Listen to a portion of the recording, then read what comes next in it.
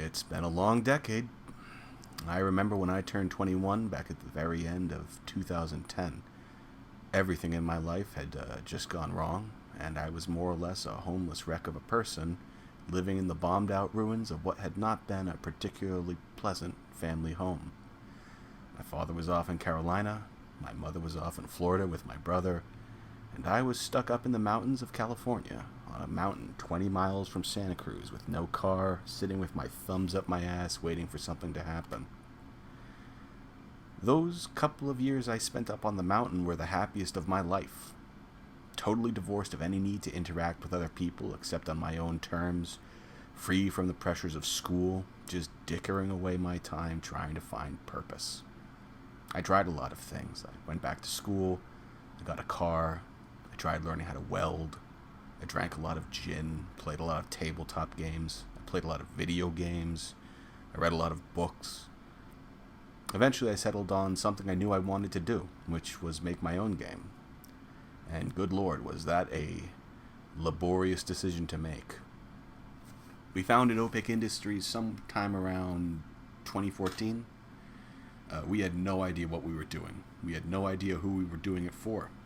We had no idea what we would do if we actually made the damn thing. The rest of the decade was spent looking for a way to make that dream come true.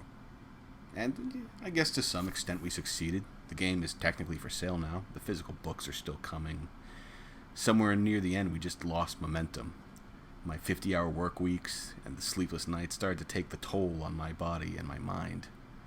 I'd become a pretty serious alcoholic. Everyone else got married. They've all got families now.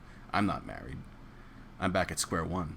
I just moved to the other side of the country. I'm in a new place with nothing left of my old life but a bunch of burned out dopamine receptors and a few hundred pages of rules I can't even remember writing. The headaches don't go away anymore. Yeah, even when I stop beering up, for a day or two, I've probably got wet brain.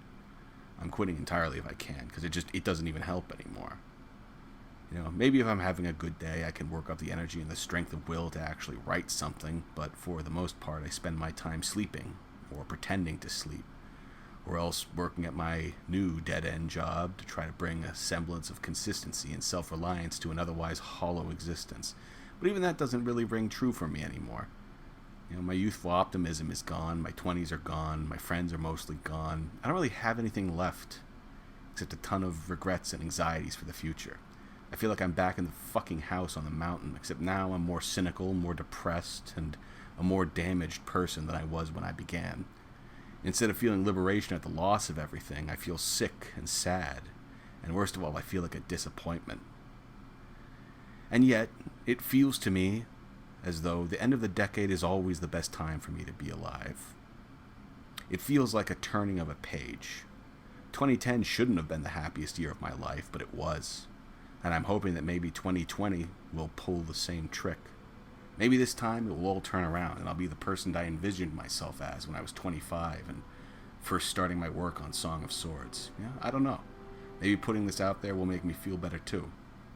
It feels like a bit of closure to a chapter of my life that might as well have been titled How to Waste Your Youth. What I do know is that the world has become a lot more interesting. And that's what kept me going even at the darkest moments. Political divides are more polarized than ever. The world looks like it's on the verge of a great and terrible upheaval.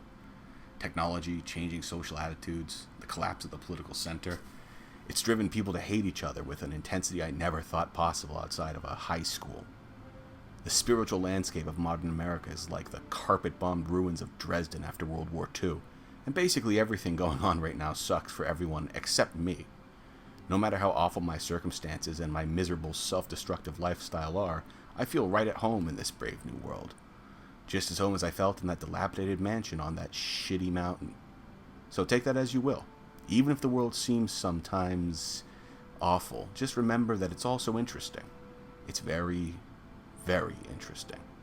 And the next decade will be more interesting. What is it that the Chinese say about interesting times? I don't know. Anyway, Happy New Year, guys. And Happy New Decade. Let us see what the future holds for us.